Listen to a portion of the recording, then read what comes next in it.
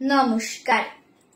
আবৃত্তি করছি বিশ্বকবি রবীন্দ্রনাথ ঠাকুরের লেখা কবিতা রথযাত্রা।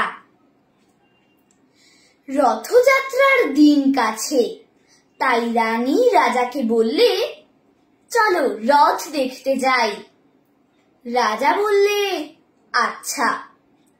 ঘোড়াশাল থেকে ঘোড়া বেরোলো, হাতিশাল থেকে হাতি, ময়ূরপঙ্খী যায় সারে সারে, আর বল্লম হাতে সারে সারে সিপাই শান্ত্রী। দাস দাসী দলে দলে পিছে পিছে চলল, কেবল বাকি রইল একজন। রাজবাড়ির ঝাঁটার কাঠি কুড়িয়ে আনা তার কাজ।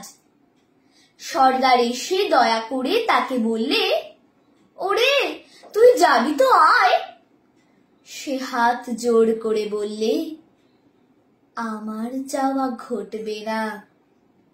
রাজার কানে কথা উঠল, সবাই সঙ্গে যায়, কেবল সেই দুঃখীটা যায় না।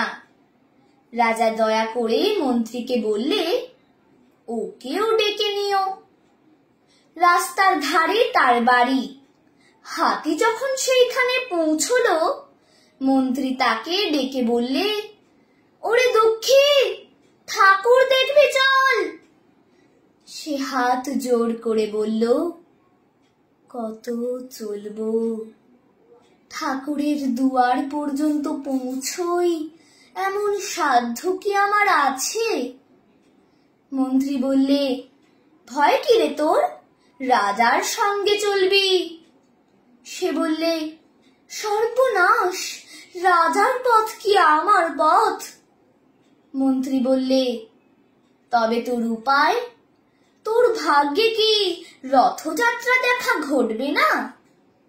সে বললে, ঘটবে বই কি, ঠাকুর তো রথে করেই আমার দুয়ারে আসেন।